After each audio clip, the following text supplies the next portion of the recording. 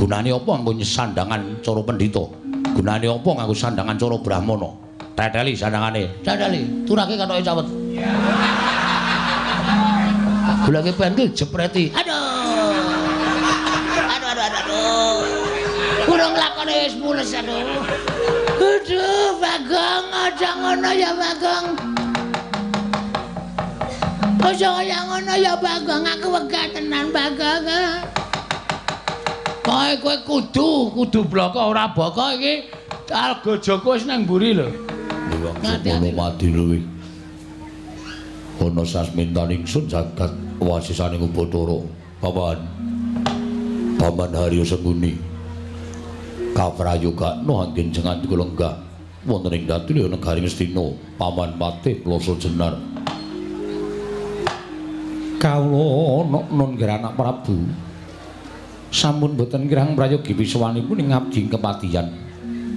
Namung drenan sak samunipun kepareng kula ngaturaken sembah sumengkeming pangabektinipun ingkang Bapa kunjuk ngersa paduka anak Prabu Ngastina nggih. Anak Prabu Duryudana. Sampun tampi karya bombong raos manah. Mboten langkung kasekecakna anggen jengandi kula lenggah Paman Plasa Jenar.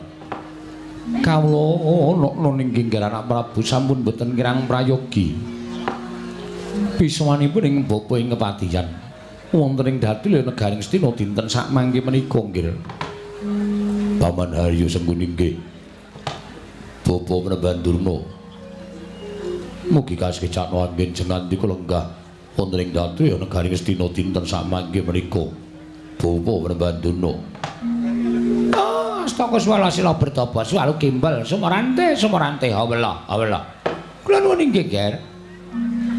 Sampun boten kirang prayogi piswanipun ingkang Bapa ing Sukalima wonten ing Datulya Negari Ngastina.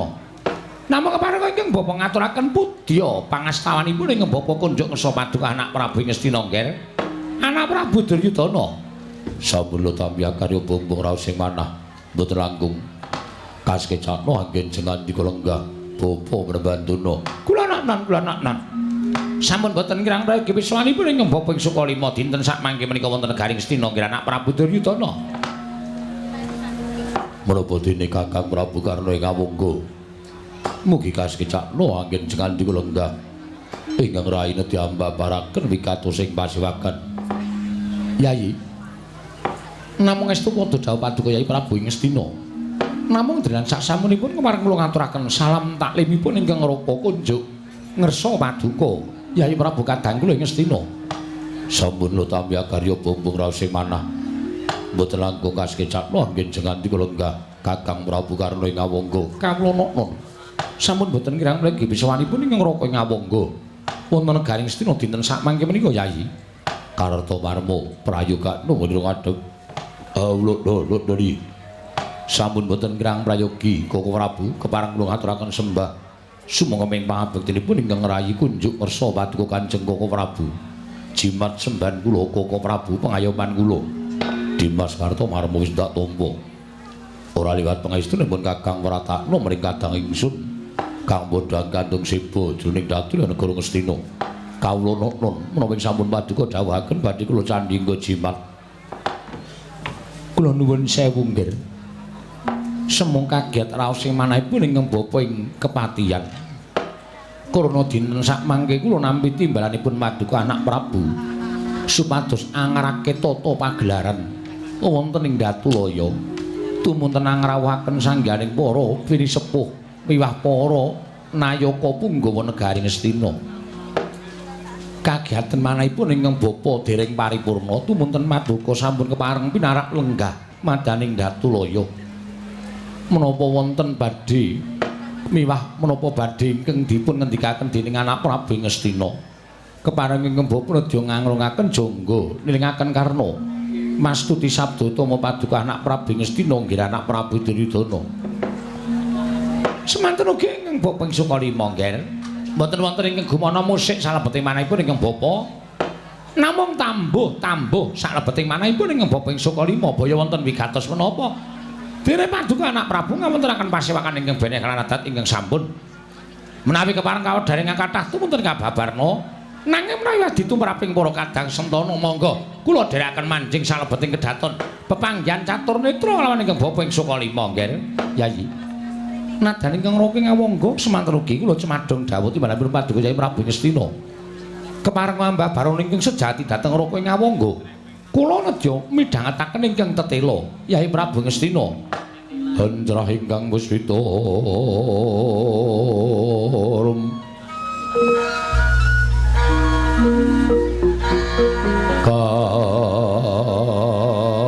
Kasiring Samirana mre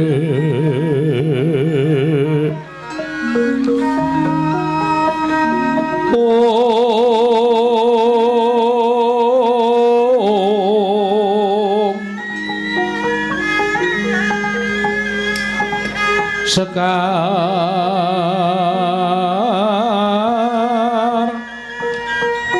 kadung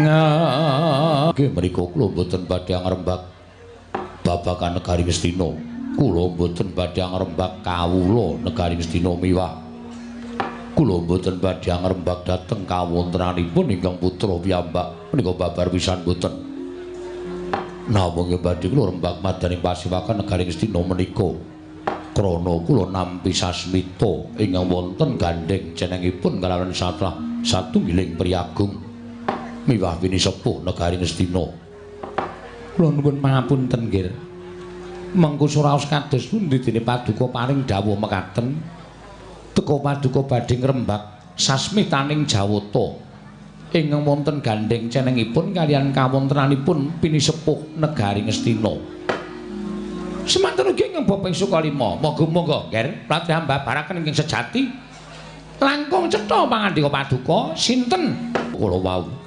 kados-kados kula miwaha satunggiling priyagung menika daup asta lumiyat madaning negari Ngastina tegesipun negari Ngastina menika nggadahi damel inggih menika kajatipun inggih menika pinanganten ing mapan wonten negari Ngastina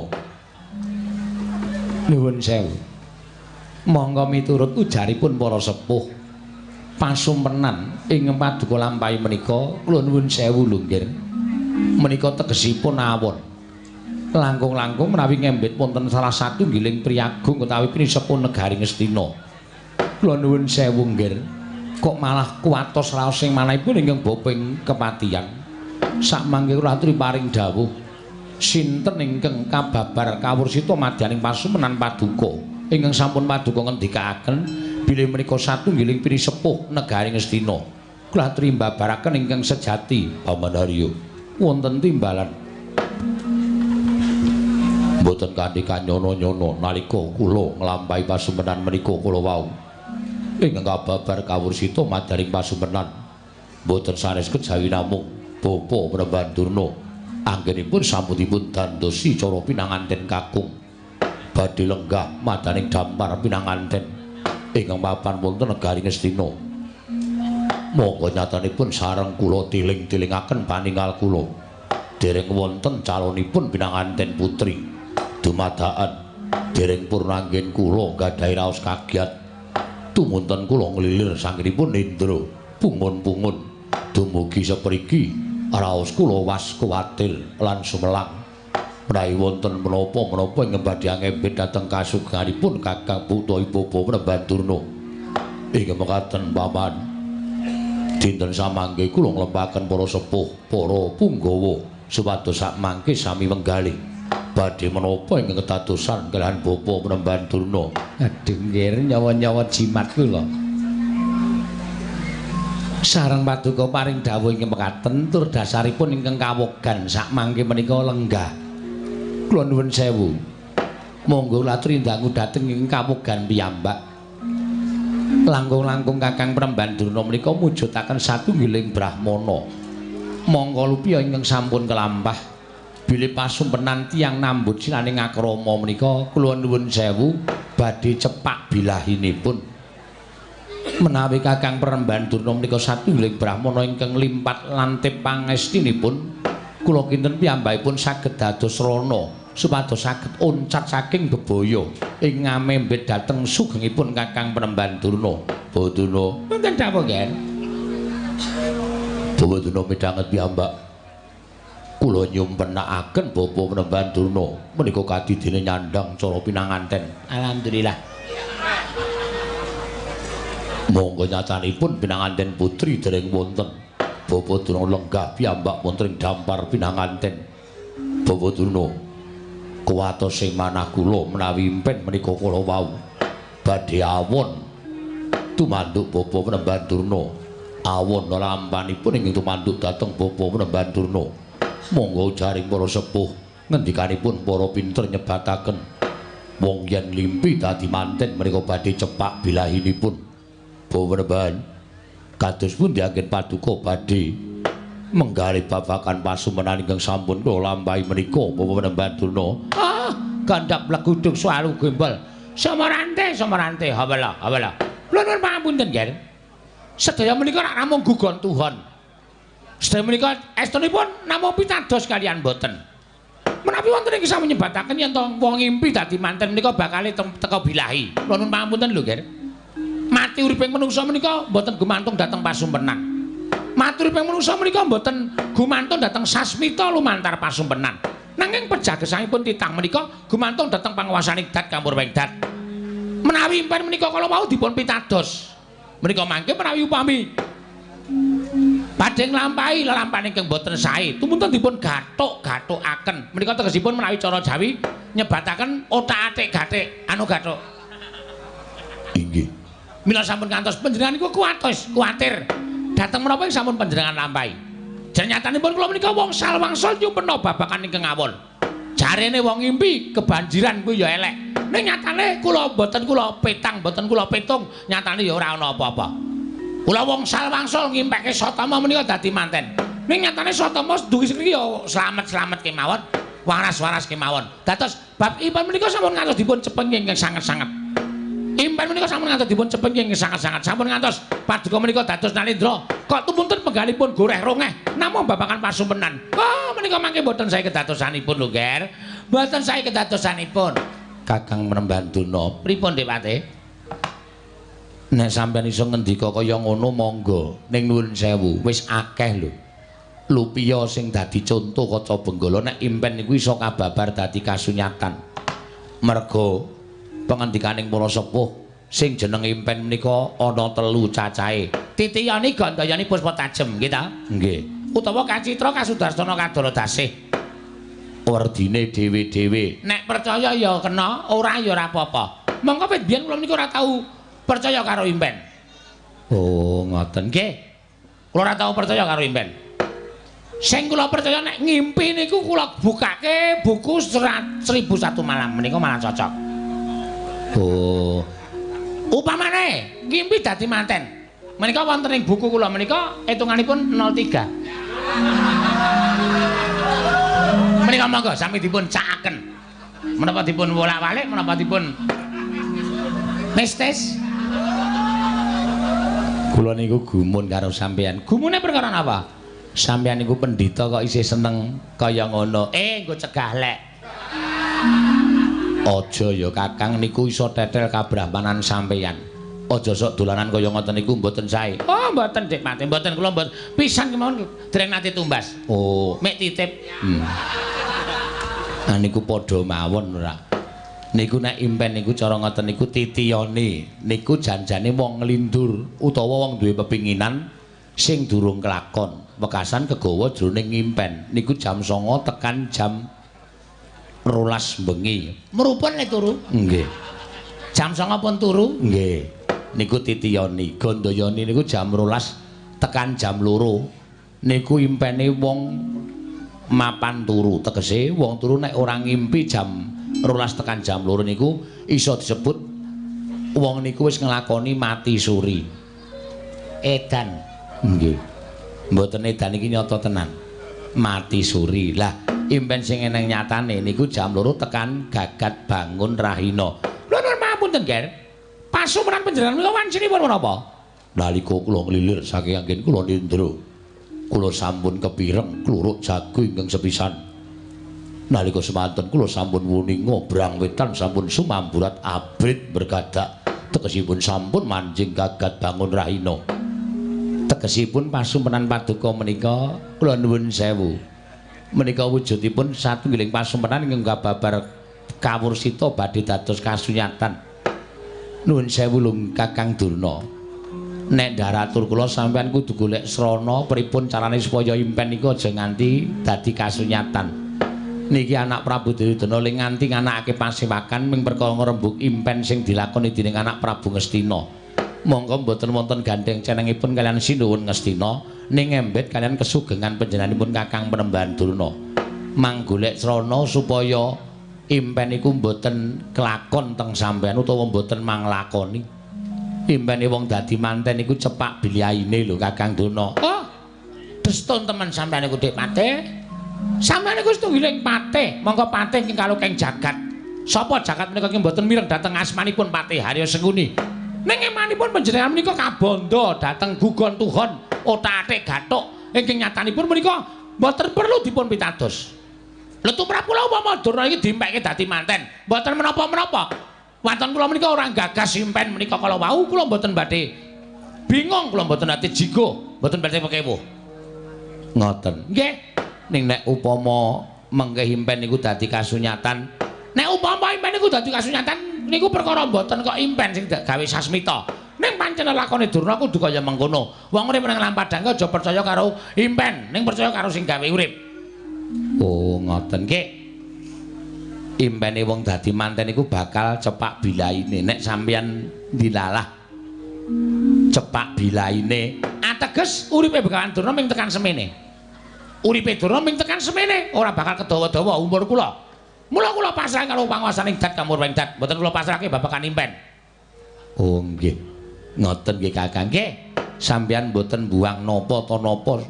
Ujaring para sepuh ngendikake buang sial niku biasane sok buang sandangan utawa buang napa sing mangagem. Eman-eman. Sandangane si apik-apik kok dibuang. Buang sial. Pun mboten ajeng kula bual.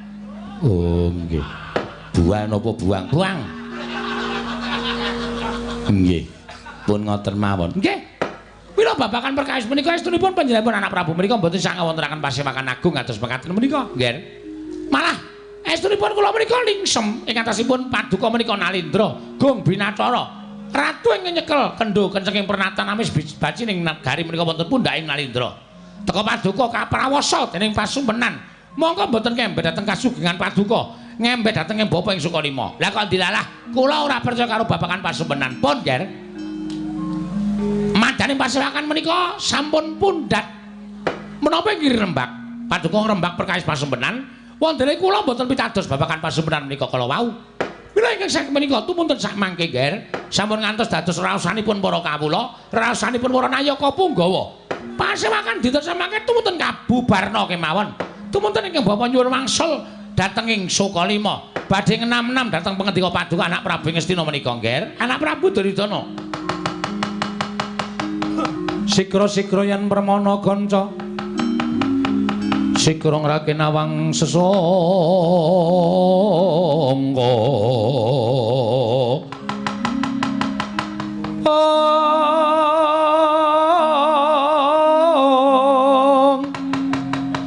Nalendra mbek marwa sing sang katri kumulung mangrempak ing wadya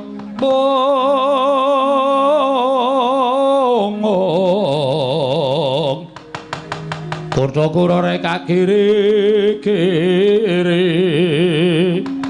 prananggana magawe gelari wang-wang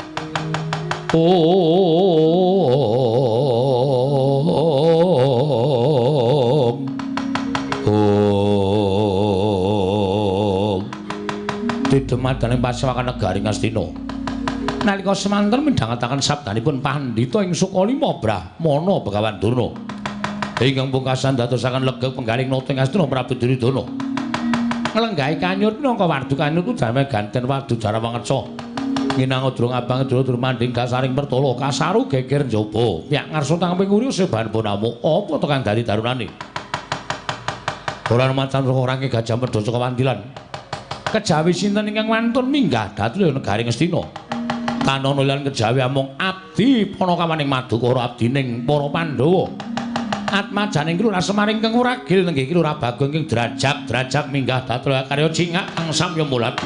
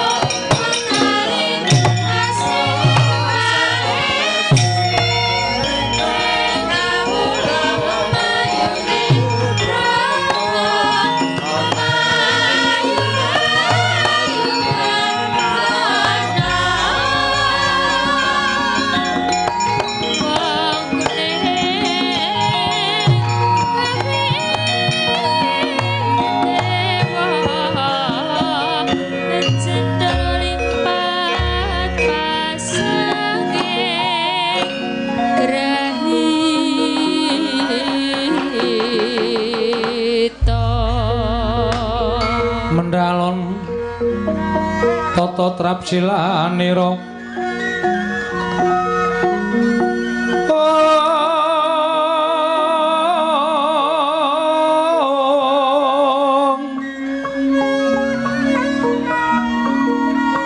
ngajamaken astanira kalih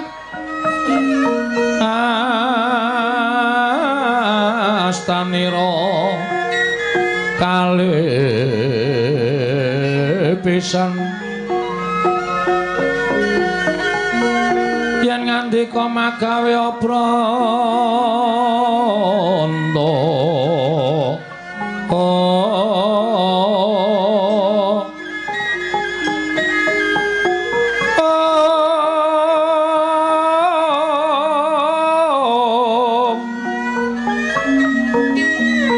yen ngandika magawe apranta Paman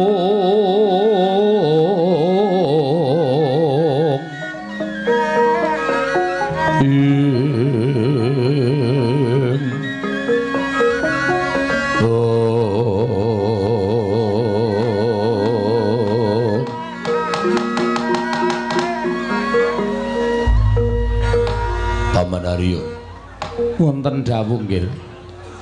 Dereng ngantos paripun anggen kula nampi sabdanipun Bapak Durna. Menika mboten pangling kadi sowanipun Bagong wonten negari Ngastina paman. Lelelele. Adat saben iki sing sowan mesti Petruk. Iki kok Bagong sowan negara Ngastina. Inggih. Mbok menawi Bagong gadah wigatos nggih tumuli katimbalana. Oh Durna, wonten dawuh. mugi-mugi menika sanes impen ingkang badhe babar dados kasunyatan. Dene sonten-sonten Bagong sampun sowan wonten negari Ngastina. Oh, katimbalana menapa wigatosipun Bagong sowan. Miturut praenanipun Bagong menika sajake kaya wong kesusahan. Kaya wong keserakat. Tumunten kaparingana nggih, kaparingana. Sedos 1000 napa gangsal 11.000. Supados enggal Bagong menika kesah saking Datlaya. Awing atase kene iki nggon papaning para priyagung, papaning para luhur, papaning para nayaka punggawa, wong sing duwe derajat pangkat. Lah kok dienggo drajikan batur, dienggo drajikan panakawan. Kakang Durna, pripun? Mbok nek ngendika niku sing penak. Mengke nek nganti arepa mingsak Bagong nek nganti nesu karo sampeyan malah kriwikan dadi grejekan geguyon dadi tangisan. Giri lusi jalma tan kena kinira. Aja sok kulina ngempukke watu ngatoske banyu. Bagong sowan menika durung karuan jejaluk. Kok malah sampeyan ngarani sing ora-ora. Paman Haryo, Wonten timbalan Gendel Ranggur biyen. Kula badhe ndangu sowanipun Bagong. Ponokawan Bagong. Padhararja sak praptamu Bagong ana ing negara Ngastina. Ponokawan Bagong. Nonamet pasang Kalimantabe dinebena ing ladune demawaing tawang tuwang linepatna ing tulak manuk podang. Kepareng kula ngaturaken sembah mambekti kula njenengan. Ya Bagong tak tampa pangestuku tampanono. Lha pundi nggo jimat paripe ndayanana ing kasantosan panemene Sira Prabu Duryudana kula cancang pucaking remi dumaweng wijang rumketing gonggong. Andel ora. Kula cancang pucaking weni. Nun, weni. Weni dudu remi to? Dudu. Weni. Dumaweng wijang rumeketing Werdaya. Ora gonggong? Ora. Rumeketing Werdaya ndadosaken cahya nur cahya daging rakayuwanan. Sinuwun. Ya Bagong. Prayoga nunggonmu ngadhep. Sampun mboten kirang prayoga nggen kula ngabiyen sami kula mandura. Ponokawan Bagong Padhararja sak praptamu. Pathak patih. Pathak ki sirah Nding. Patih Harya Sengkuni.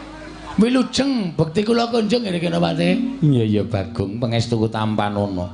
Kula pundi nggo jimat paripe ndayan ning kasantosan. Oh. Bagong Padhararja sak praptamu. Remban, piye Bagong? Niki kula mengelek-elek. Kula mengemutke karo sampeyan. Aja sok kulina ngilani karo dadane wong liya, aja sok kulina ngiyas karo wong liya. Arepa Bagong niki pasuryane ra iku ketok memelas. Ning sapa sing ngerti nek Bagong niku pancen kere. Ning arepa kula niku macak kere kaya ngoten. Kula niku wong desa. Wong desa niku nek sugih ra ketara. Pancen sandangane pating sleber. Sleber ki apa? Pating slawi ora karo-karuan. Nek lunga meh nganggo caping, ning lemahku nek meh nggo guruki ndiasmu iso. Ngandel ora. Senengane ya wis ngembe dhisik kok. Wong Bagong ki wong glelenge ora jamak kok diembe. Ngono? Sokalima didol didu karo lemahe Bagong nek nganti nggon aku kalah karo Sokalima. Sokalima kuwi sampean ora tuku. Kae ora ana sertifikate mergo kae bumi perdikan. Paringane Sinuwun Ngastina. Kowe nek ora dikai Sokalima, kowe iki ya kere, Dur. Semangkean. Apa kowe ora sadar? Apa dikira aku ora ngerti ceritamu? Kowe iki diangkat dadi gurune Kurawa Pandhawa mergo kowe pamer kabisan. Njupuk Gendhaga isi Lengatala nganggo suket dom-doman terus didadekke gurune Kurawa Pandhawa. Ning biyen kowe dek jaman Satama isih enom, isih bocah, kowe turut prapatan ngemis mung goleke sego sepincuk Satama. Kapok ora. Senengane kok ngembe karo wong pengalaman. Nyepelekke, aku rene iki ora ngemis. Aku rene iki ora njejaluk. Ning aku ana Wigati. Karo anak Prabu kan. Sinuwun Prabu Duryudana. Oh iya Bagong, aku njaluk ngapura ya Bagong. Agene ra urung debat piye? Lho. Kok nantang karo aku rumangsane nyepelekake. Oh iya njaluk ngapura sing wis ya wis. Sing ana dibuang sing becik digoleki aku njaluk ngapura. Aku ora sengaja yen to aku ngece karo kowe. Cethu nang kuping. Untung aku iki wis ngrumangsani tuwa. Aku wis semoh kaya enom biyen. Upama aku jiwaku ijik enom, tak ajiar nang kene. Iya njaluk ngapura. Wis ya wis. Ora sok ngembe, aja mengkale kula. Karo sapa wae iki aja rumangsa sampean duwe derajat, duwe pangkat, aja sampean duwe derajat sing dhuwur, duwe pangkat sing dhuwur, anggere karo wong tok ndak sirahe. Tok sepelekke, aja kaya ngono, Mbah. Ora ndek kanca kowe nek carane ngono kuwi. Arep cantrikmu akeh, arep sing do suwita siswamu akeh, nek sifatmu kaya ngono kuwi. Cantrikmu lek tresna ya mung mergo kowe duwe ngelmu. Nek kon tresna karo awakmu blas ora ana sing tresna. Paham? Iya. Slatak sisan. Bagong sing sabar. Piye? Ngapunten lali. Ratu kok dipiye? Ya ngapunten panjenengan ya ora supe ali lagu-lagian kula to. Iya. Kula niku sok sembrono. Iya, Bagong. Bagong padha raja sapraptamu. Sinuwun Prabu Basukarna wilujeng bekti kula konco nggih sinuwun. Iya ya Bagong, tak tampa pangestuku tamanono Bagong. Lho nggih. Oh, kuwi sing ratu ngawangga digdaya sekti kalintang persasat kondange menungsa setengah dewa kadigdayane kowe karo aku. Bagong, udah raja sapraptamu. Mantune mundur karena wilujeng ya. Prayogan ya Bagong. Aku kowe kok mangkai 10.000. Kowe tak andani ya, Dur. 10.000 ki nang omahku ki ora ana ajine. Kowe ngerti nek aku dong tengok ning ngarepan. Wong mantuk karo aku 10.000. Meng mantuk tok ngono, aku mantuk langsung tak bandem 10.000. Dadi kowe aja ngecek karo aku. Ning nek ngundang Mas Bagong 15. Nek liwat karo muni kanjenge 150.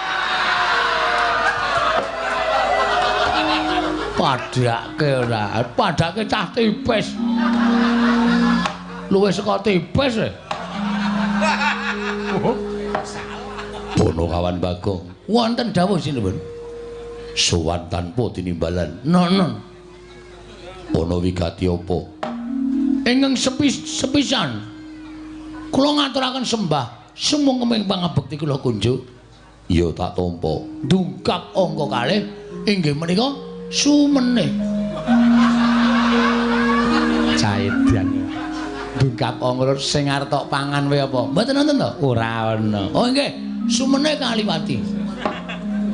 Ing angka loro sowan kula menika namung mboten bedah kalian Sinuwun Prabu Duryudana, ning kula niku duwe gegayuhan, duwe pepenginan. Pepenginan apa? Ngaten sinuwun. Sawetawis kula tak crita nggih. Iya, ora dadi ngopo. Mboten kesusu to? Ora. Kula niki kayane urip niku kaya kurang ganep. Ora ganep sebabe Sebabe kula niku kok ngajanjane kepengin to sing jeneng wong urip niku ora kudu ngabekti karo wong tuwa. Upamane wong tuwa niku wis ora ana, ya saora-orane anak niku ndongake ana ing pesareane wong tuwa. Yo. Ning kula niki ora iso berbuat seperti ngono. Kula ora iso kaya ngoten niku merga kula niku mboten dong. Bapak kula niku asline sapa?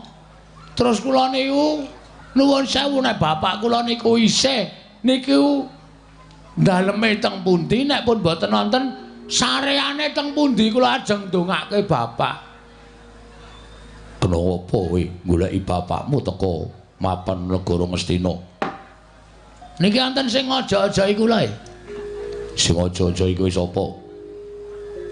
Pria bertopeng hitam. Tegese piye? Tegese urung iso tak aturke inisiale sapa. Masih dalam rahasia. Didhawuhi supaya ngopo? Didhawuhi supaya kula niku nyuwun priksa karo pendhita kondang monyor-monyor. Kalau kengrat pendhita sing pancen wis anjayang bawana inggih menika Begawan Durna. Mila kula nyuwun pamunten nggih sinuwun. Sowan kula menika mboten kan betah kalian panjenengan, kula betah nyuwun ngambil Durna sekedhap kemawon. Bakal mbok nggo apa? Durna ajeng kula takoni bapak kula niku sapa?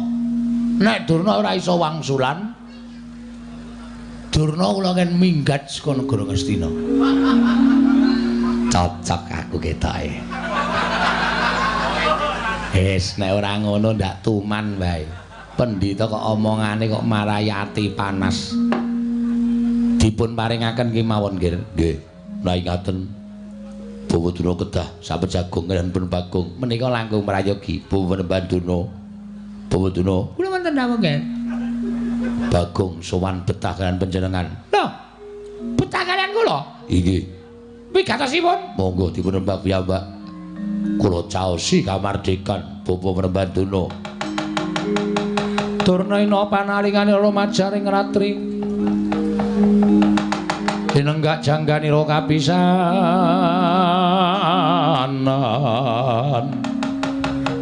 Aning perang Bratayuda. Ing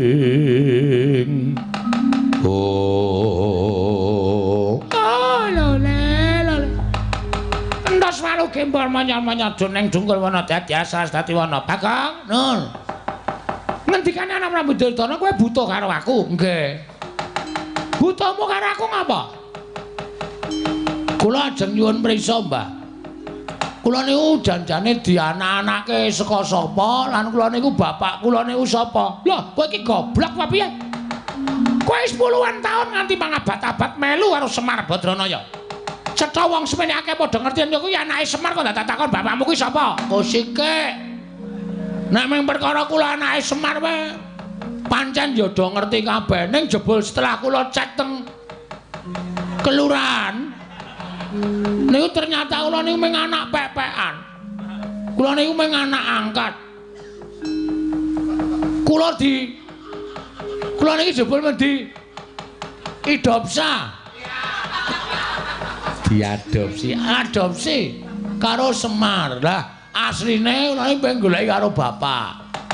Bapak kula sapa? Nek pendhita-pendhita ngendi pertapane, nek ratu. Alhamdulillah aku anak ratu. Ratu ngendi negarane? Nek satriya ngendi kasatriyane. Lah kok dadi kowe takon aku? Ajarane sampean pendhita ampuh. Perkara ampuh kan ora kene aku ora ngerti karo bapakmu. Mergo laire dhisik kowe. Kula ngerti nek lair ini dhisik kula mbane sampean. Nek sampean iku kondang pendhita ingkang wasis ngerti karo lelakon sing panjenengan boten ngerti karo lelakon sing bakal lakon tegese netra sampean iki iso nyawang masa depan atau masa lalu. Mrengking saking menika nek sampean wis wani ngadeg dadi brahmana niku sampean kudu wani ngaturke bapak kula sapa. Nek sampean ra iso ngaturke bapak kula sapa, sampean kudu lunga saka negara Ngastina. Lho, kok sik kowe aja ngawur. Lah kok dadi kowe ngusir karo Begawan Durna?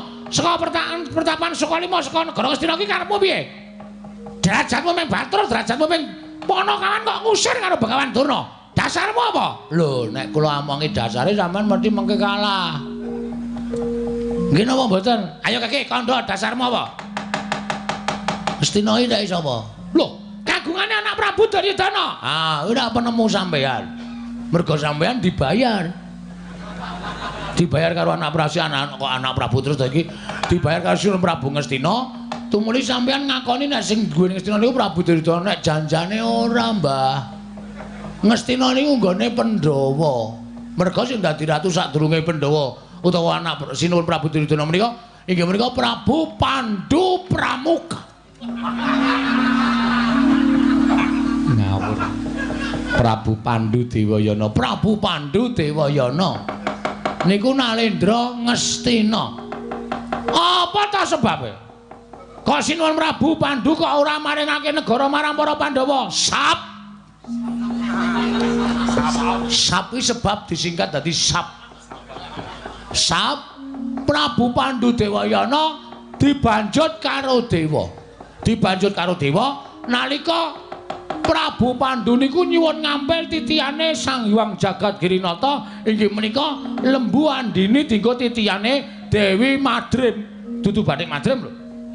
Dewi Madrim. Nganti Prabu Pandhu sumpah menawi simpulun Sang Hyang Jagadgirinata menika maringaken ngampil Lembu Andini benjang pejah kula sagah manjing wonten ing neraka. Ngoten niku. Monggo Prabu Pandhu pun nate nampi sumpahe Kidang Kimindama. Do nalika Prabu Pandhu bebedak wonten ing alas ana kidang loro lanang wadon arep do piye?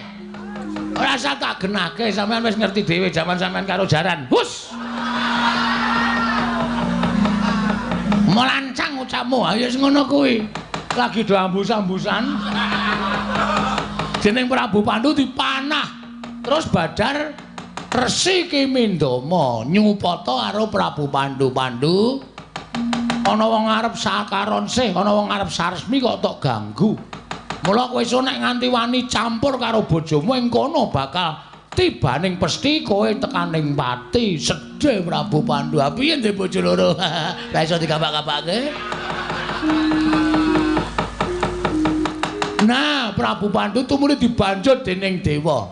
Sampune dibanjut merga Pandhawa isih cilik-cilik, Prabu Pandhu tumuli nitipke negara kalian rakanipun nggih menika Prabu Destarata. Kakang Adipati, kula titip negari benjang menawi Pandhawa sampun dewasa kula aturi maringaken dhateng Pandhawa. Ning wangune Prabu Destarata ngemut gula krasa legi luwe-luwe. Diojo-ojoki karo kiwa tengening Prabu Destarata, ya kuwi adine Ipe. Adine Ipe, Prabu Destarata sapa? Aku. Wis ngaku wonge wis ngaku. Terus nganti tekan mangsane negara Ngastina dadi darbahe Prabu Duryudana nek jane kuwi nggone para Pandhawa. Lho, jaman Prabu Pandhu kaya ming abdi kaya ming batur. Kosek. Sing yasa Ngastina iki Prabu Sentanu. Aku ya momong, Mbah. Prabu Sentanu yasa negara Ngastina. Niku nuwun sewu. Kula nyuwun pangapunten lho, kula niku melu ngudak semen. Melu gawe pondasi, melu ngunggahke blandar. Dadi kula niku duweni hak tumraping negara Ngastina. Mula nek Ngastina ngene iki ana wong sing ora iso dipercaya, luwih-luwih pendhita sing ora nyata, Bagong tidak terima. Harus go on. Kleru. Harus out saka negara Ngastina. Kudu lunga saka negara Ngastina. Aku ora mentuk Ngastina dilenggahi pendhita sing ming katon suci, jabane ning jerone lecek kaya telek. Bapak Durna kados pundi? Sekedap kir. Wah, lole. Apa iki numuse ya, Kang? Numuse apa? Impen mau. Hus. Aja disambung rapet karo impen. Ora ana sambung rapet karo pasumenan. Upama ana sambung rapet karo impen apa ya Bagong iki bakal keduga dadi Senopatine Begawan Durna. Oh, ora bakal iso. Bagong ora bakal iso dadi Sranapatine Begawan Durna merga Durna kuwi ora bakal iso dipateni dening ponakan Bagong. Sing kandha sapa? Hale istri kowe tak pateni kowe modar kabeh kok. Apa meneh menungsa? Pun sampean mang ngomong. Ngerti mboten bapak kula? Oh, Bagong. Yen kowe takon karo bapakmu, sejatine aku ngertine ya mung karo Semar kuwi. Semar kuwi bapakmu, Bagong. Mula nek takon liyane bapakmu liyane Semar kuwi aku ora iso ngandhakake. Sing gedhe pangapuramu. Nah, wis sakniki cetha nek ora iso ngandhakake, ateges sampean kudu lunga saka negara Ngastina. Sampean kudu kesah saka negara Ngastina. Lho, lah kok dadi kowe nundung karo Begawan Durna? Ah, ora iso pokoke. Gelem ra gelem sampean kudu lunga. Ora gelem lunga saka negara Ngastina aja kelakon dosa. Ngendi kepethuk Durna tendhangi. Hus. Ah, lole panas maning jajaran surtaning bawane iblis lanat. Lah kok dadi kowe kaya ngono, Bagong? Dinengke karo wani karo Begawan Durna. Aku ki ala-ala ki priyagung. Aku ki piyai luhur. Aku ki pujangganing negara Ngastina. Kok meng diwaneni karo kere gedhi bal 17 kaya kowe iki. Kowe iki dinengke malah nyelangkrak sadhuwuring tenggak. Aku ora ngerti karo bapakmu, arep minggat ya sakarepmu, ora ya sakarepmu. Regane atiku.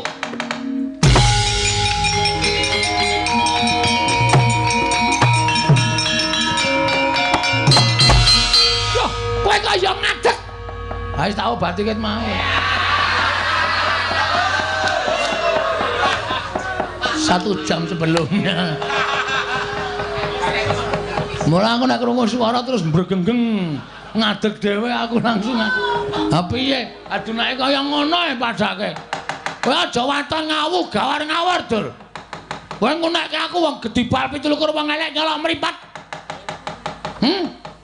Kebangetan nggon nyuwara kowe. Kowe wis ora iso nuduhke bapakku sapa? Kowe sing ngunekke karo Bagong. Kowe ora ibarate kaya ngutik-utik macan turu mbebeda raja singa. Singa barong. Penyakit to. Pancen penyakit ya, Dur ya. Lho kowe wani marang krek ning ngarepe Begawan Durna. Sing tak wedeni apamu, ha? Sing tak wedeni apamu? Nek meng kowe nesu nek aku ora wedi, aja kok kowe. Prabu Duryudana kok nesu. Bagong ora wedi. Sengkune iki apa? Kok nesu sisan? Prabu Karmen. Ya. Karna iki kok nesu. Aku ora wedi. Kartomarma Sato sak kancane Kartodendra, Kartopiya, Kartoadang. Kabeh kok nesu aku ora wedi. Bagong nek nesu ora iso ora adil sawa-sawa. Dadi aku wis niat tenan bengi iki. Nek pancen sapa sing tak takoni, bapakku ora do ngaku, ora ngomongake Nalendra Brahmana, ora ngomongake satriya, senopati, lurah. Aji arep. Padake apa? Mangkel tenan aku. Ngaku ora bapakku sapa? Aku ora ngerti. Wis tenan ora ngerti. Ora ngerti. Tanteni sak rampunging pasewakan, tak adiang kowe ning jaba. Bar bali liwat ndi? Aku wis cecek nang ngarep gepura negara Ngastina. Durna ketok Jyatasi. Mboten sah lole-lole ditanggung kok ya. Wong sampeyan niku Bagong teko ya wis ngeras suarane ora penak. Nek kira-kira sampean ora ngerti rak ya ora ngerti tenan, nek ngerti ya mang duduke. Kula mboten ngerti Dik Patine, mboten ngerti nggih pun. Omong opanane karo Bagong. Oh, Bagong, aku ora ngerti tenan ya, Gong, aku ora ngerti tenan. Kowe aja maksa karo aku ya, Bagong. Nek liyane kowe sing nesu mbok kena aku wani, nek kowe nesu aku ora matamu wae aku wis gila, Bagong. Mata kok gedene kaya ngono kuwi. Kuwi mata apa-apa? Aduh, kayak abang kaya ngono kuwi kowe nek nesu mendelik kaya ngono kok matamu kaya ndok ceplokan. Muni piye kowe? Muni mripat ku ndok ceplokan. Ora muni tak tambahi brambang tak ajar.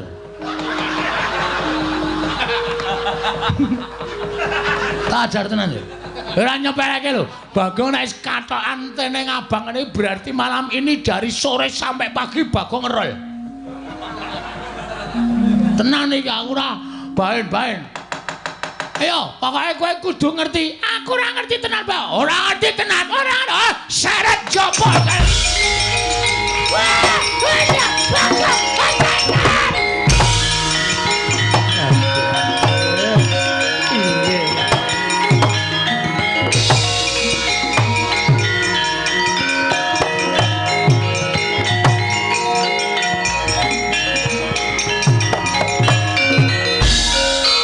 bakal wonten dawuh nggih.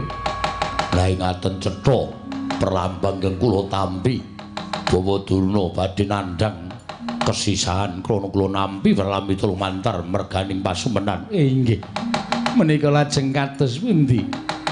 Kula semanggaken dhateng Paduka Anak Prabu Ngastina mangkebyake para Sata Kurawa. Pun bilani Bapak Durna Bagong dikroyok aja nganti cilik loro gedhe tekaning pati pujangganing negara Ngastina.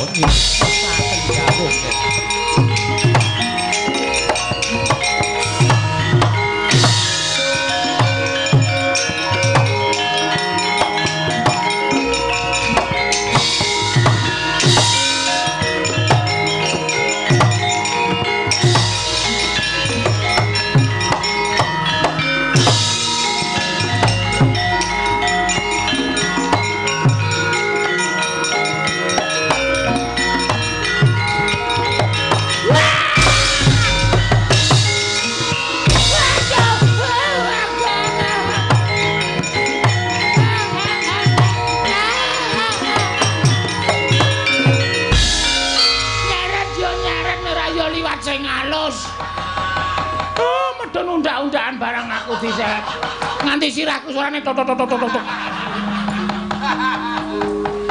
Apa ora kowe? Nyepeleke. Aku nek wis nesu ora baen-baen. Oh, kowe engko tak kandhake bapakmu yen kowe gawe geger negara Ngastina. Omong. Omong, Semar tak pasung ning pawon. Ora bakal wani Semar ngelekke karo aku. Gareng wis tak ancam, Petro wis tak ancam. Truk, Reng. Ya bengi iki arep dadi lakon.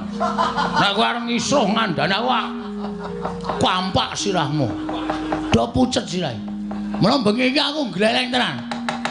Oh, kowe engko bakal dikeroyok dening Sata Kurawa. Piye? Keroyok dening para Sata Kurawa. Lho, Bagong rene iki ora mung ijane. Lho, kowe nggawa kanca? Nggawa. Wong pira? Wong 5. Papat to 5, papat. Papat 5 karo aku wis pas. Arep perang para gonggong arep.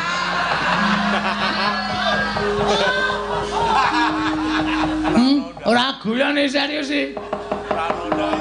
Ajar tenan kowe. Kowe engko bakal dikeroyok dening para Sata Kurawa.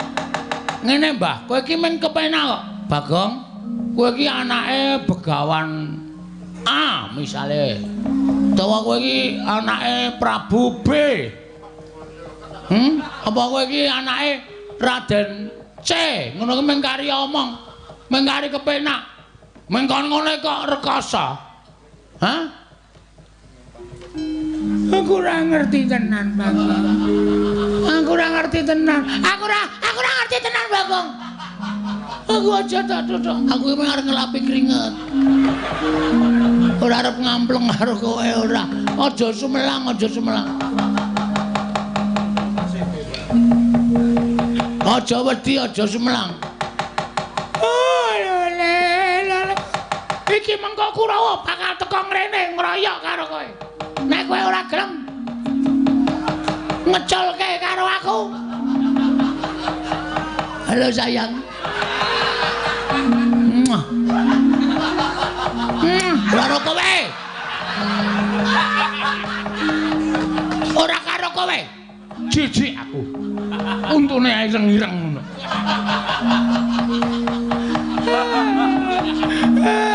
Ayo kowe mawar ngondhake Kurawar ngeroyok aku to saiki Nolea. Nolea sapa? Sapa botoku Nolea?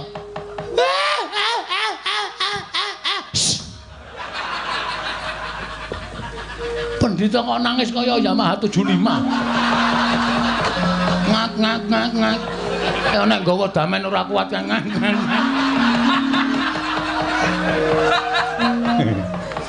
Piye, Gong?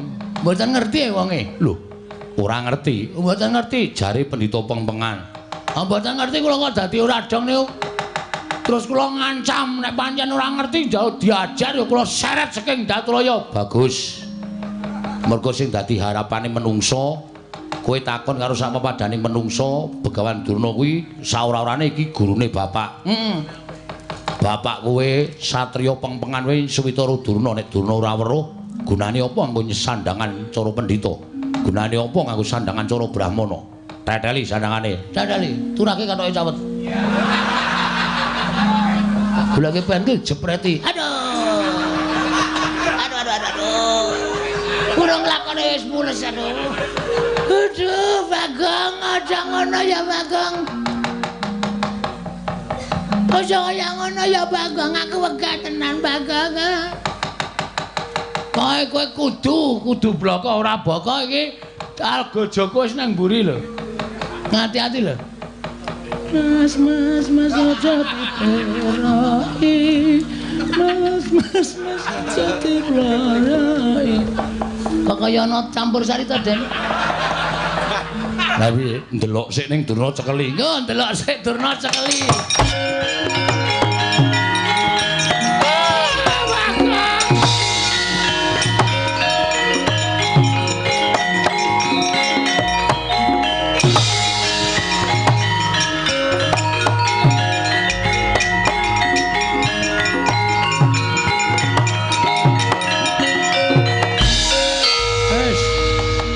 Acara seneng-seneng wis paripurna. Lagu terakhir ya kuwi Liwung. Kowe saiki ngaku ora wis tak nehi kesempatan tak nggo mikir selama aku ndelok bintang tamu. Iki mau kowe tak kon mikire wadene kowe ora iso menehi keterangan karo aku. Kaya jumbuh kandhaku ngarep kowe kudu lunga saka negara Ngastina. Ora iso menehi keterangan karo Bagong. Percuma kowe dadi pujangga negara Ngastina. Aku ora ikhlas nang Ngastina dilenggahi pendhita kaya kowe sing ora ana nyatane legane ati.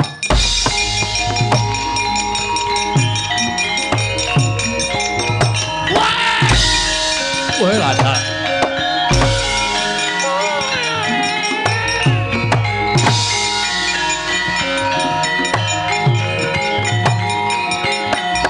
Mati dengan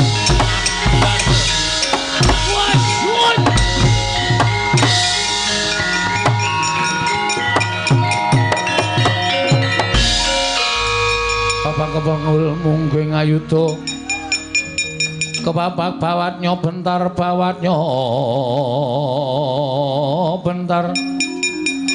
kepapaknya mungging ngaloka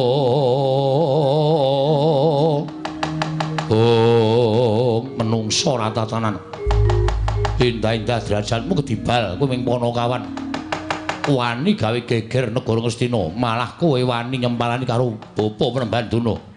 Bagong, aku sing ora nrimake sawangen Kurawa seglaris papan bakal sak biyantu karo bapa Prembanduna. Apa mbarang kira aku wedi ha?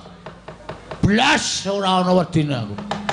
Nek meng Kurawa wae aku ora jinjo mula aku wani ngeret-eret Begawan Durna pancen tak pancing niatku men Kurawa nesu karo Bagong. Nah, dipangan umpanku karo kowe Karta Mondol.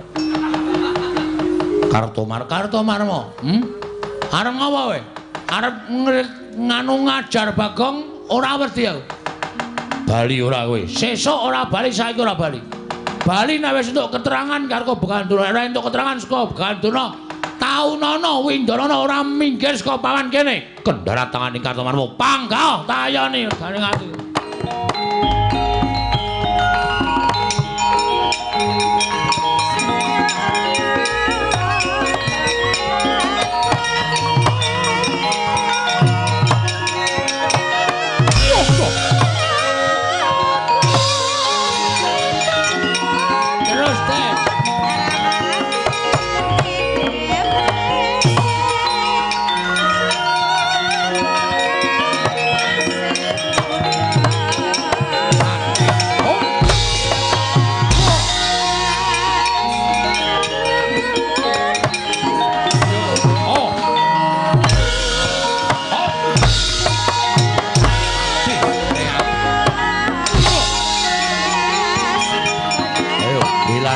Bagong kowe Antasena.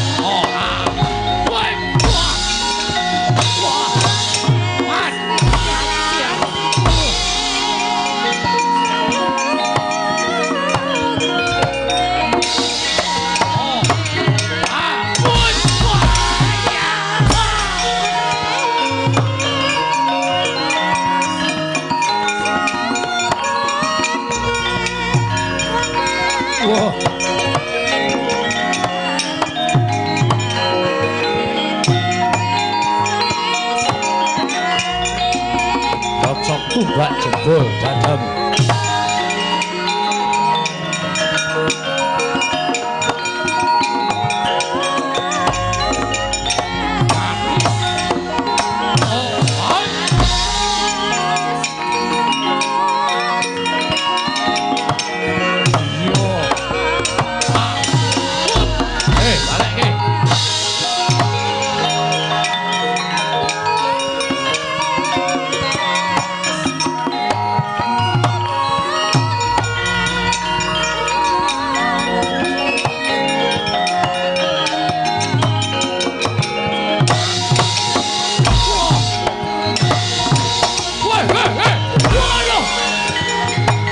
Mati aku. Wah. Wah.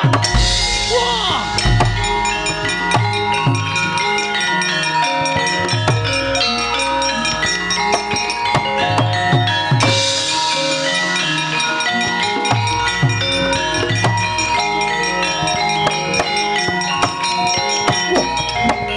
Mati he.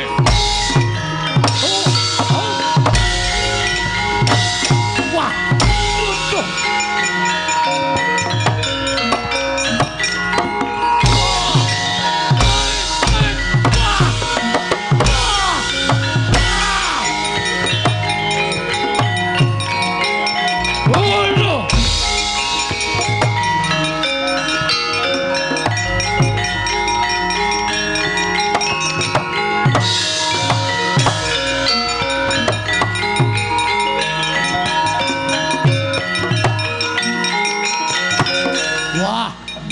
Mulane Bagong gleleng pacai gebelo sirai. Dijobani karo Antasena. Oh, Pakde. Panjen aku ngancani karo Bagong. Mergo Bagong ponokawanku kepengin goleki bapakne. Antasena, piye? Mudula. Bagong tekani kricung cara sikile. Arto kapake bojo cari kricung sikile. Undurna Antasena sik jebal jajamu timbano. Yo. Modal. Wejan. Hot modal. Iya. Modal we. Hot. Wah.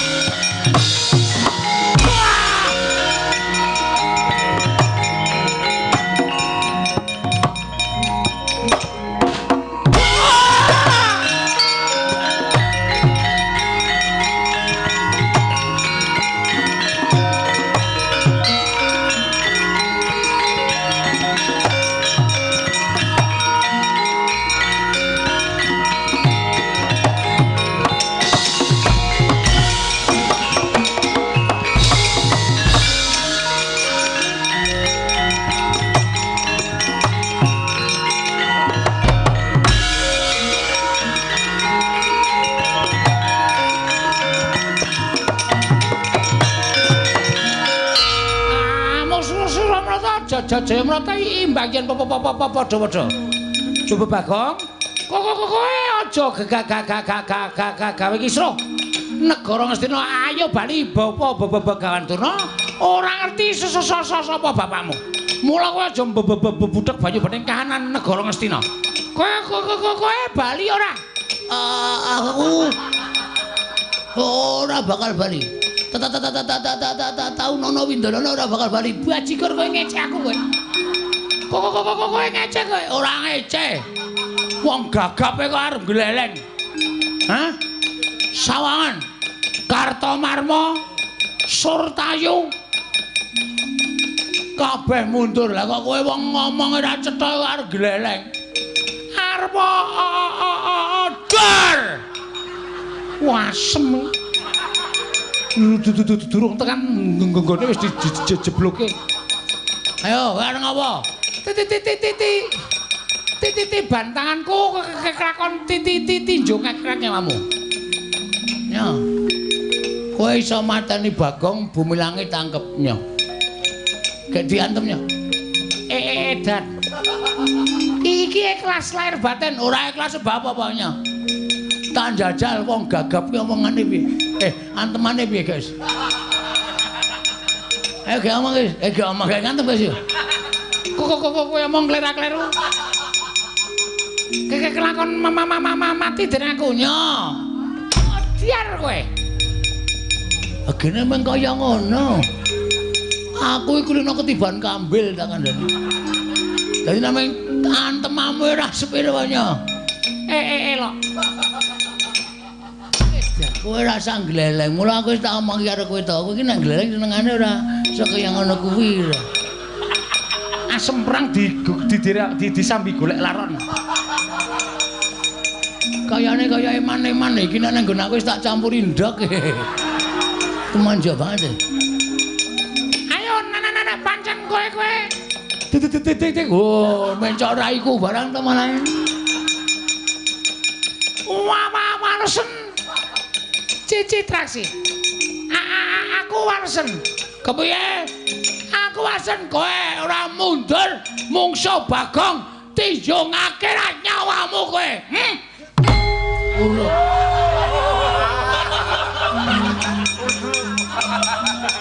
Kapokmu kapan? Penabuh iso tak hapusi. Kowe aja sembrono. Ayo. Gegekake anon margane tenan saiki tenan yakin. Aku ora ngapusi aku yakin kok. Ndak aku ngendi dihapusi penrawit cilok aku mati jeneng aku.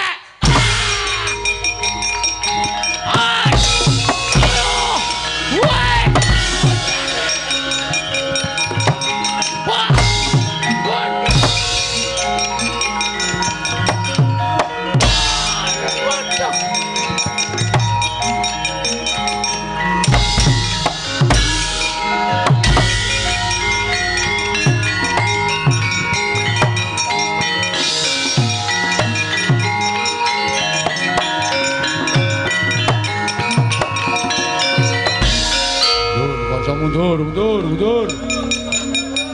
Bagong ngamuk Dewangi Antasena. Kurawa bubar maut mundur. Mundur.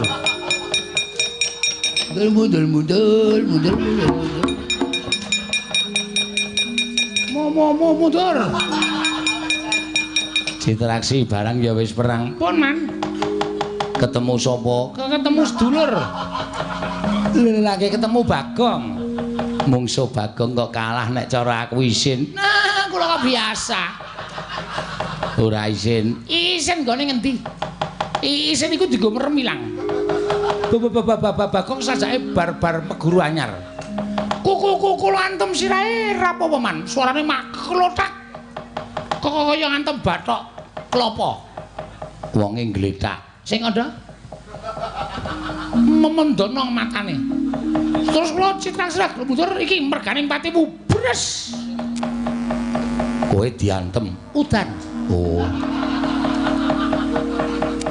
Wong edan ora candas lho digebuki terus mangker man. Pun Cici Cilaka nek ming musuh padha satriya wae ora masalah. Nek mungsuh wong edan-edan ngoten nika Kurawa kalah isin menang ora kondang. Nggih ta? Heeh. Mula niki sing dadi tok sumbering perkara niku Bapa Penemban Durna. Bapa Durna Bapa Durna diwenehke kalih si sapa jenenge Bagong mawon terus mengke pripun supaya ana penyelesaian permasalahan. Iya. Neng nang dudu. Nek nganti niki mengke sampeyan tetep ngetapke para Sasata Kurawa nyemelangi mah. Bapak Bagong nek ngamuk medeni. Pun kula semanggaken. Piye ne? Kancamu piye? Isih ora Kurawa? Nek isih kon maju, kon methuke Bagong. Nek Kurawa entek patihe ngene, uwek-uwek cangkeme. Is. Aku kira melu apa-apa. Aku kira melu peperangan iki. Wis tak anggap melu kowe. Anggere Kurawa isih ngroyok Bagong Titanana. Aku nek saya mangkel. Ora kok Kurawa sing tak bondo kabeh. Ning klebu ratu Ngastina melu tak bondo legane ngatiku. Weh, lha tiwasan.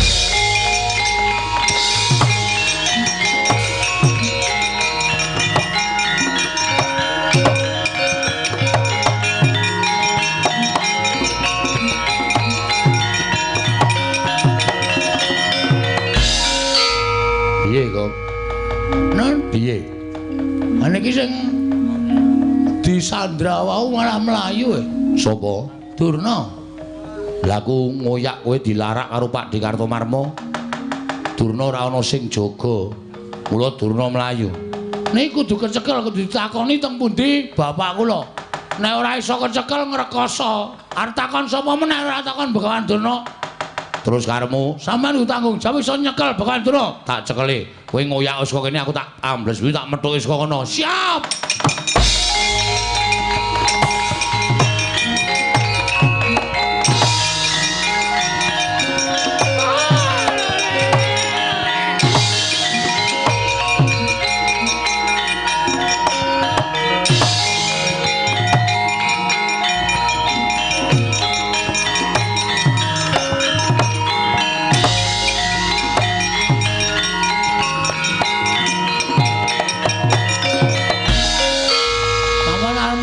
Mbah.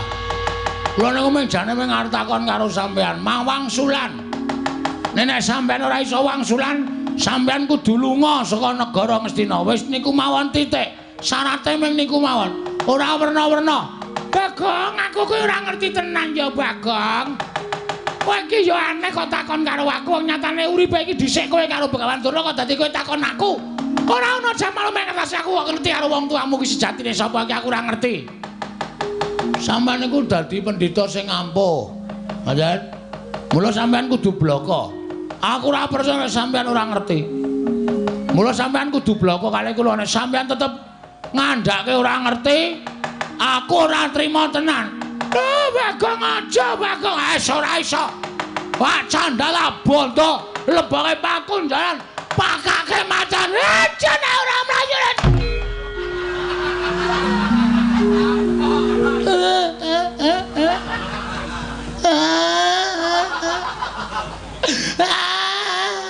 Ngopo, Mbah?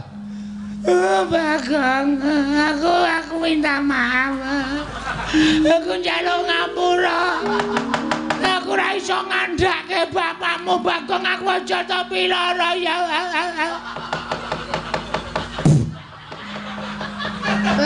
Cangkemku kleboni walang. Njaluk ngapura ya, Bagong. Piye, Gong? Pon iki sing kudu menghakimi aku. Asli aku wis. Aku mangkel nek carane ngene iki. Saman bloko mboten. Aku ki ora ngerti.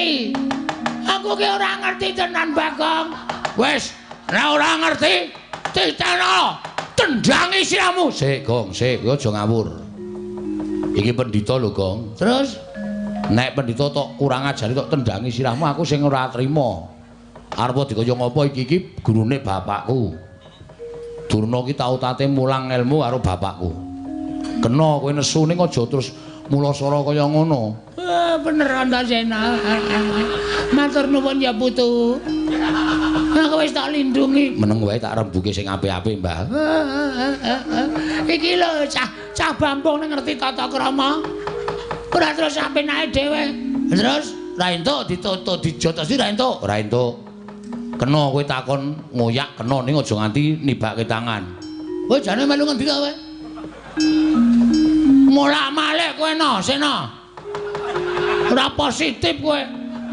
Ora apik nek carane ngono kuwi. Mau ngewangi aku saiki ngewangi Durna. Aku ngewangi Durna iki mergo Durna iki gurune bapakku. Nek kowe arep gendak sira karo Begawan Durna aku ora ngiklaske. Kena kowe ngoyak nganggo rembug ning aja terus bengok-bengok kaya ngene iki luwih-luwih kowe arep jembalani karo Bapa Durna Yang Durna. Aku ora ngiklaske. Iya, ketok gedhamu saiki. Ketok lorekmu kowe. Kowe ketok ngewangi aku nek jatine kowe ngemuli karo Begawan Durna. Ora masalah. Ora masalah.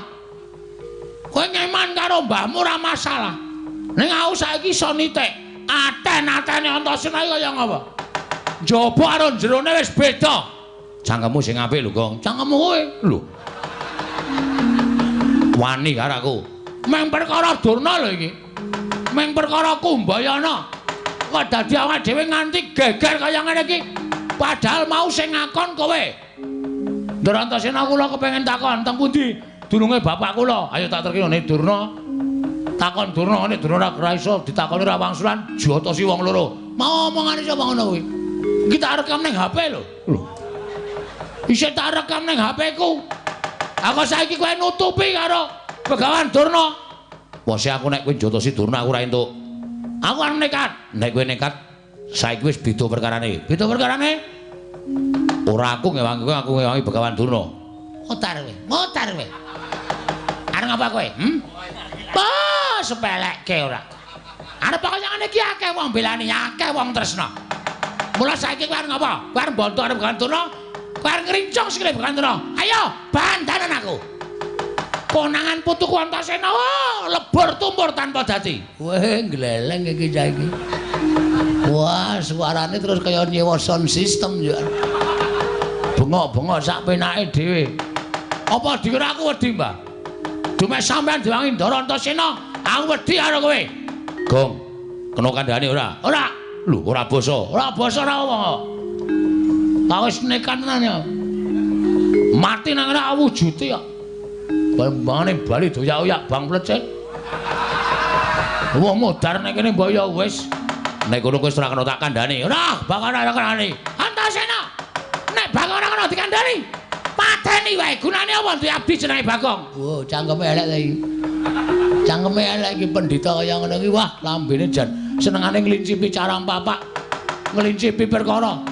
Wis saiki kowe keleren ora? Ora. Ning aja ngantemi Begawan Durna, tetep tak jotosi. Nek kowe jotosi Begawan Durna, mungsuhe aku. Aku ora wedi karo sapa-sapa. Nek wis kaya ngene iki aku wis nekat tenan. Nek ngono kowe wani tenan karo Antasena. Sing tak wedeni apamu? Iki mergane. Ayo, bangga tayoni negane ngati.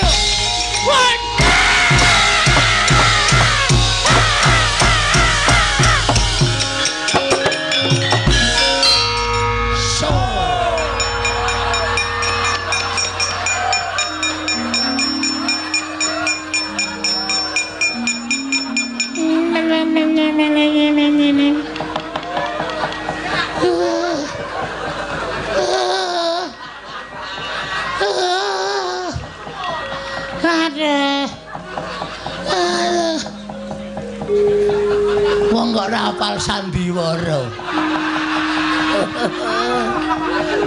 Modar wae. Tonjo nganti mlengkung.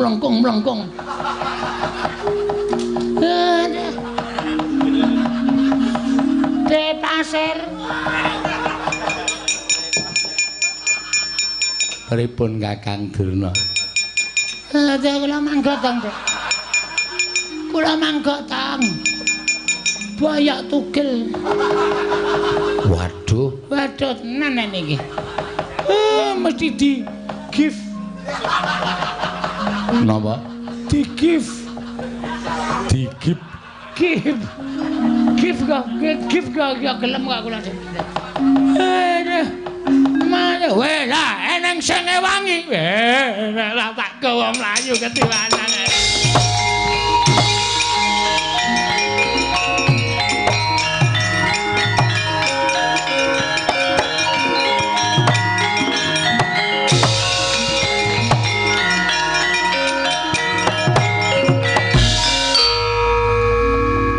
ngerti sandiwaraku, Gong. Lho, pemain ketoprak. Aku wis paham sampean kedap-kedip mripate. Lah wis oke. Iki jak Brahman iki. Kadurna kaya ora sadar. Dek gleleng banget. Barang sampean iki mergane pati kuwi cancut tali wondo jebul tepat. Lek ku ngantem sajae keseron, Gong. Tak antem nggon cengel terus ndungkluk. Terus tiba ning lemah. Cacat ora ya. Cacat ning wis perot-perot kok mau. Nek kula ora pati parah wong kula nggon bathuk. Bathuk niku atos kok. Iya. Terus iki karepmu piye? Terus niki pripun? Kula udah mundi jelas durna ora ngerti. Janjane aku arep ngenehi dalan karo kowe ning aku wedi, Gong. Wedi masalahe? Nek aku katut-katut mengko aku nampa duka. Luwe-luwe aku bakal dipidana. Sebab ming ana siji sing ngerti, kudune ngerti ming ana siji. Sapa?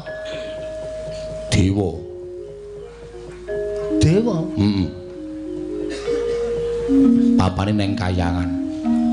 Kowe munggah ning Kayangan Suralaya. Lho, apa isih ana kereta? Lho. Nek jurusan Surabaya ki nek mau jam 6. Suralaya basa. Wah, Suralaya to? Heeh. Krunguku Surabaya.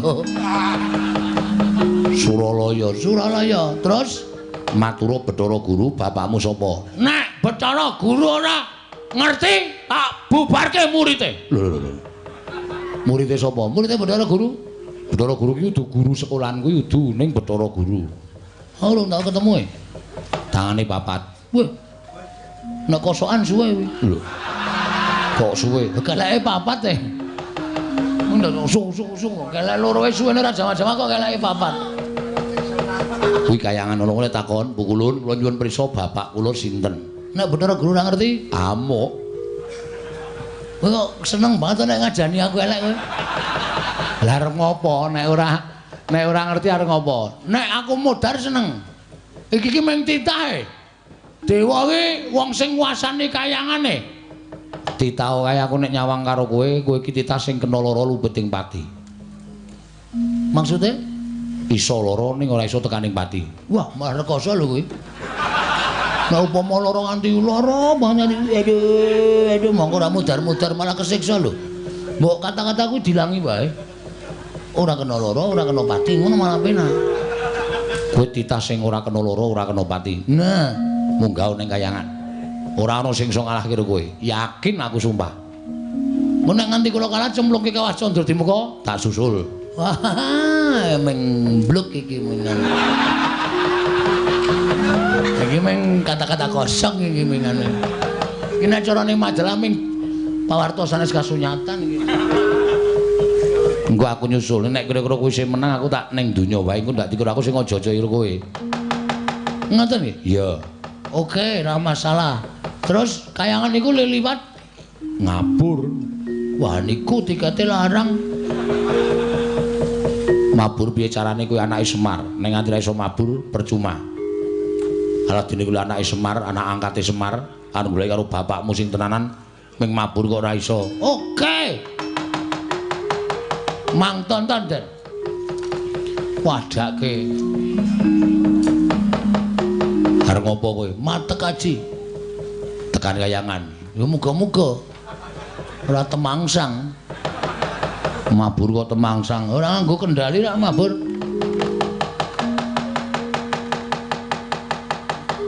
Wah, mripate merem-merem. Menengo to iki lagi ndonga. Mah dilokke ora wis meneng. Ciripit gula batu kejepit. Jiwalang kaji koko belu dem-dem. Ciripit gula batu kejepit. Jiwalang kaji koko belu dem-dem. Ciripit gula batu kejepit. Jiwalang kaji koko gelu dem-dem. Ciripit gula batu kejepit. Jiwalang kaji koko belu dem-dem. Ciripit gula batu kejepit. Jiwalang kaji koko belu dem-dem. Misroh ta? Wis munggah e. Nelemu nganggo aji-aji kaya ngono kuwi tekan Kayangan sesuk malam Minggu. Bus ngono. Ora duwe. Neng Madurana. Neng ya, Kang. Nggih. Tak suwun terus sing gawe jagat tak tendang baka muska kene. Aja pati-pati tiba nek ora tiba kayangan. Siap. Wis siap kula. Ya, ngati-ati ya. Ha wis.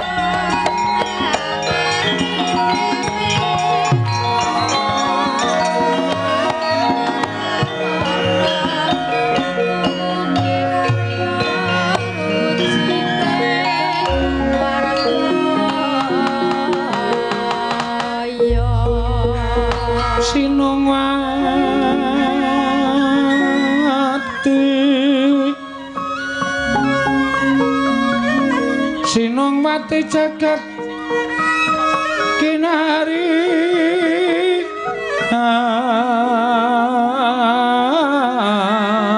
among mbak lumembak ombak ing samudra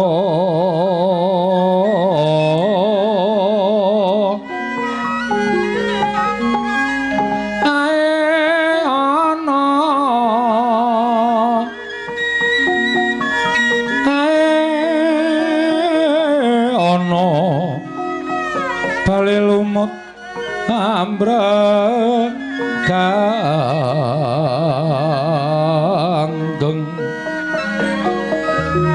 awita dencengan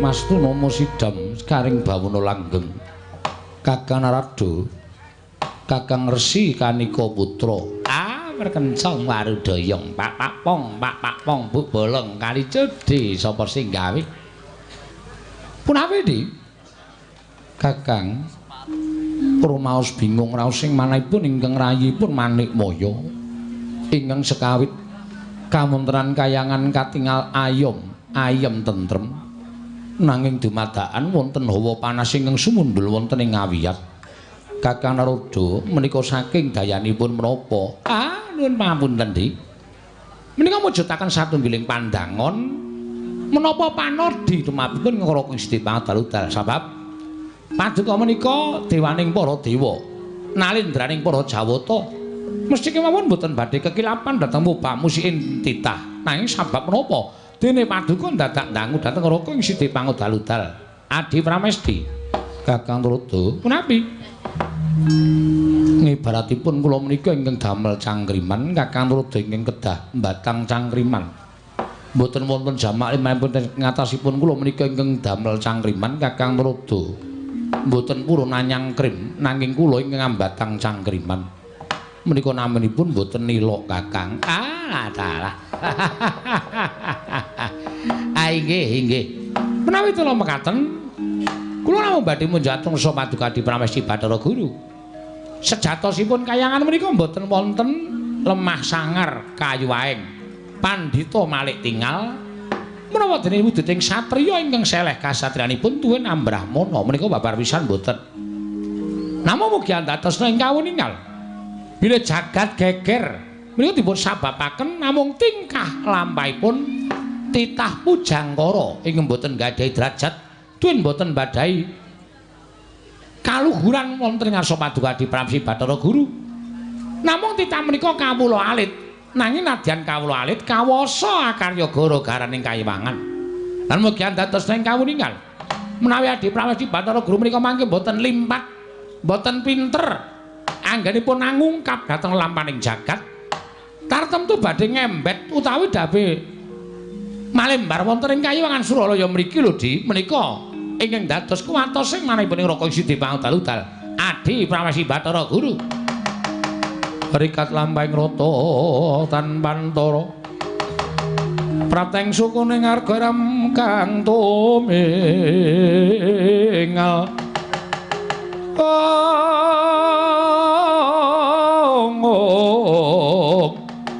iram kang tumingal dendeng saengga praja dereng ngantos paripurna Mbal Wacana kasara ingkang wantun minggah wonten ing Bali Martya Kundha Manik nenggat majanipun Lurah Semar ki Lurah Bagong nyerpepeh pindha sata meterang karya kagiat kang samya mulat.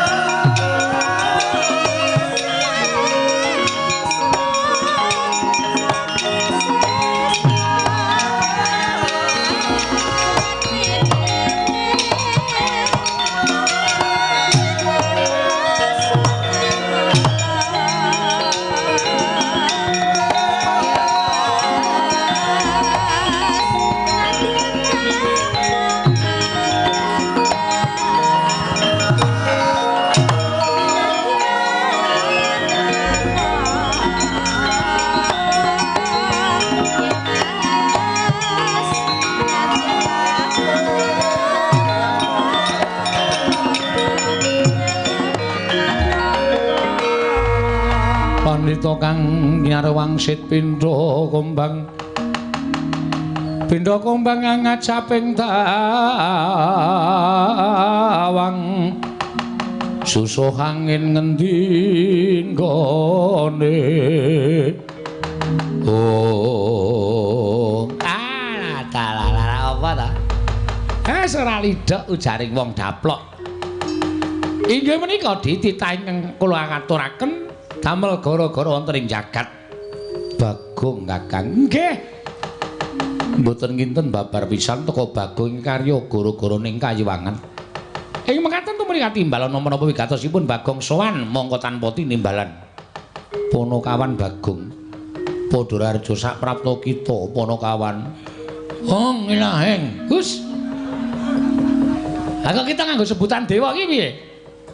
Karang lamun mapan wonten ing kayangan menika kedah saged genepi dhateng tata krama. Lah ning ora kena titak ora kena nganggo hong ilaheng. Awi kena kebacut ya Kulun. Ya wis teruske. Awi kena mangastu manana masa sidam.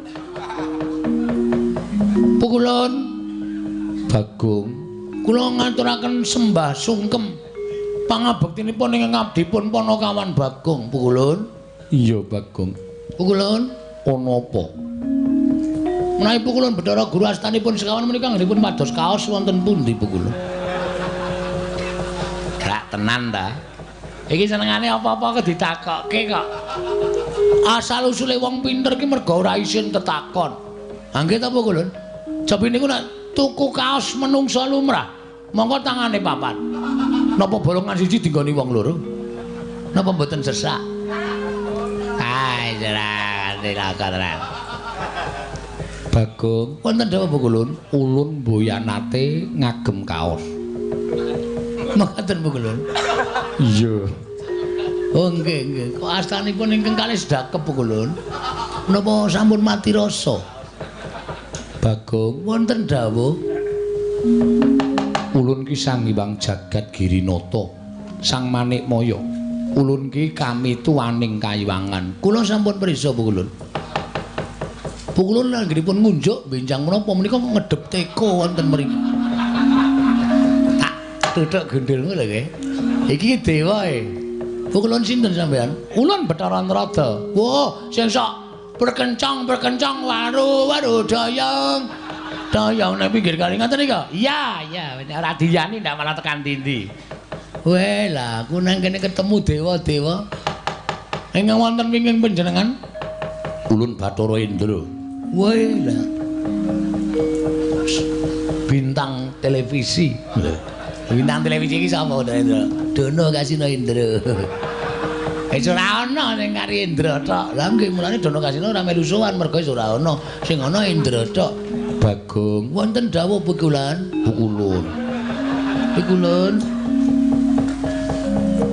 Apa wigatine dene kita suwana ning Abyantara Ulun? Pukulun. Pukulun menika satunggiling jawata ingkang mboten ngertos rasa blas kasihan. Ora apa meneh iki. Bocah kok apa-apa dilokke ta iki?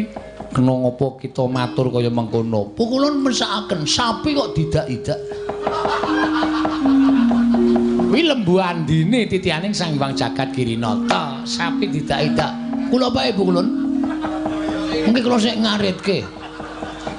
Bagong kita aja edan.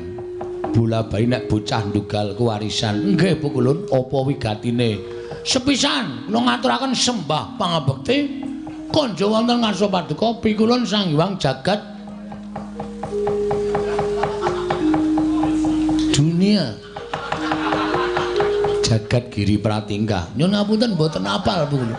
Jagat Giri Pratingkah. Ulun tampa pangestu ulun tampanana. Kula pundi nggo jemet paripe. Mugi anadosna ing anu napa katentremaning manah kula Pukulun. Iya Bagong. Dene dungkap ing ngangka loro. Pukulun panjenengan menika sesembahanipun para titah wonten ing ingkang gesang wonten ing Madyapada. Sedaya para titah menyembah lan paduka Pukulun. Mboten wonten ingkang mboten nyembah lan panjenengan. Mula panjenengan menika satunggiling dewa ingkang mangertos dhateng mobah musik ing titah. Pukulun. Berarti sampean sok ngertos nek kula dong kalih bojo kula. Mboya Bagong. Nun Mboya. Bois kok mboya. Mboya iki ora. Wah, ya ora ngerti kok. Tak kira nek bois. Ing ngangkat 3 sejatosipun manah kula menika menangis Pukulun. Ati kula menika nangis. Sebab menapa? Kula menika mboten nate tepung kalian tiyang sepuh kula. Bagong, apa? Gus, basa wonten dawuh. Kita iki piye kok dadak nangis ati kita? Wong wis ditutupke kita kuwi anake Semar. Bohong. Kamu tukang bohong. Malah nyanyi barang. Kita kuwi anake Semar. Dudu. Semar ki meng bapak angkat. Angkat junjung. Semar ki bapakku Pupon. Ngoten. Dadi asline kula niku anane Bagong urip ana ngalam padang, mesti ana sing anak-anake. Ra mungkin menungsa kok mlethek saka watu. Ra mungkin. Ra mungkin kula kok tiba-tiba wonten druk langsung teng rumah bersalin tanpa ana simbok. Ora mungkin kula niku diciptake saking tumindake bapak kalih Simba. Mula kula ajeng takon bapak kula sejatosipun menika sinten Bu Kulun? Bagong, Dalem ulun critani. waduh suwe iki. Mbuya. Ulun tak crita kelawan jeneng kita. Kita kuwi sayekti mbuya dianak-anakake. Sabab ngerti yo. Kita kuwi asale saka ayang-ayangane Kakang Ismaya. Nalika semono jeneng kita kuwi dudu Bagong nanging Gombak. Ombak. Gombak dengkulmu kuwi ora. Satemene kita kuwi tuwa dhewe tinimbang Petruk karo Gareng. Nanging gandeng kabeh mau pinesti kita tumuli dadi nom. Sing dituwake Gareng karo Petruk. Ning sejatine kita kuwi asale saka ayang-ayangane Semar. Mula yen to kita goleki kelawan wong atuwa kita ora bakal ana. Ngono Bagong critane. Kok kaya ming dapusi ta ya? Ora mungkin wong kok digawe saka ayang-ayangane Semar atene ayang-ayangku dhewe tak gawe wong wedok ayu. Terus tak pek dhewe. Sampeyan ampun ngayarawa. Ampun ngayara. Ampun gawe crita sing ora nyata. Niki kula wis tekan sirah lho emosi kula. Kula bar ngamuk teng Ngastina. Durna bar tak palu sirahe. Niki kula munggah teng kayangan wigatine nyuwun priksa kalih sinuwun pukulun Bathara Guru. Bapak kula sapa? Kula omong namung wangsulane Bagong, kowe dumadi saka ayang-ayangane Semar. Kita kuwi ora dianakake lan kita kuwi ora dikandhut dening suwijining wong wadon. Emahku padake cah cilik. Emahku kudu ana. Ora mungkin bapakku ora ana. Bagong kita ki aja ngeyel iwang pukulun maneh kaya wis mata wis ngendika apa anane. Kowe meneng wae mbak tak jengking lho kowe. Meneng wae. Sing dadi ratu ning dewa sapa? Iwang pukulun Bathara Guru. Ha wis. Dapukmu apa? Ulun kami tuwa. Kami tuwa nek ora ana genduren meneng wae. Kami tuwa kok rewel. Ulun. Iya. Kula nyuwun priksa Bu Kulun. Bu Kulun kedang paringi dawuh, sinten bapak kula? Ulun wis matur apa anane. Ulun ora percaya. Ulun sapa? Ulun iki. Namung crita kula dadi ayang-ayang ora percaya, yakin sumpah ora percaya. Kula mah nek diwangsuli kaya ngono. Yen kita ora percaya kita moh kita arep apa? Tantrimane Bagong.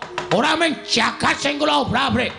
Bu kula ora iso nduduke bapak kula sejatine aja takon dosa. Klimpangke saka sira kandha warung.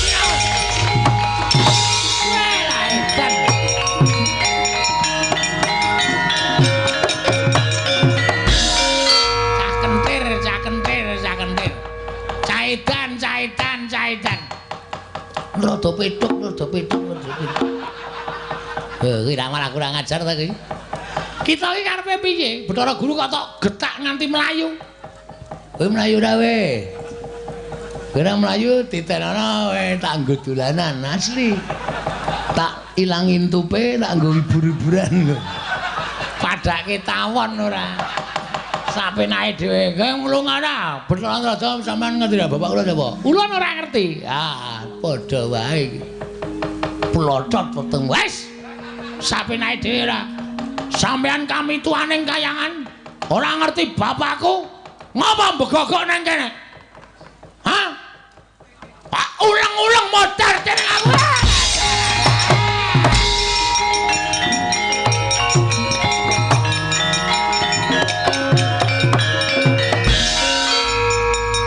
Bagong, wong kang kaya kowe padha karo wani marang kadewatan. Iki putrane Bathara Guru ngangka catur Bathara Indra ingkang bakal bondo lawan kowe. Yen perlu tak lebokke ning kawah Candra Dimuka. Kowe sing tak lebokke nang lemari es.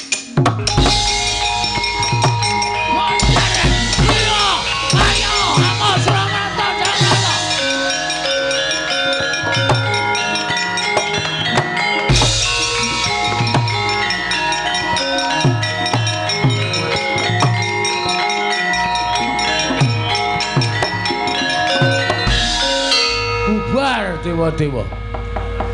Gleleng tenan Bagong bengi iki. Dewae kalah karo aku. Bathara Guru tak getak langsung mlayu saka Sela Kandha Waru Binangun. Bathara Antrada ndelik Indra numpak mobil jeep.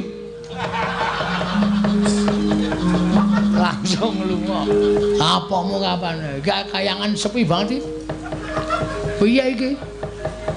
Ora ana wong ping. Tak mlebu ning Karang Kawidodaren iki apa ya? Sempatan iki. Ya ini iki mesti widodari lagi adus. Arep menek wit jambu dipun nirmala ngenguk widodari. Dari widodari iki ayu-ayu. Ning aja engko ndak malah ora ketemu karo bapak aku makokean dosa. Nduk goleki bapak ora ketemu malah niatku malah elek nginjen para widodari-widodari. Tak oyahe Bathara Guru. Kowe iku nek ora takon sapa meneh paling dhuwur ya mung Bathara Guru kok. Lho Guru. Iki murid wis mlumpuk. Kowe arep mulang ora? Malah mlayu-mlayu. Hei. Omar Bakre. Jan wis nek ora ngono Bathara Guru. Ayo aku ki takon tenan ora sampe nawus dhewe.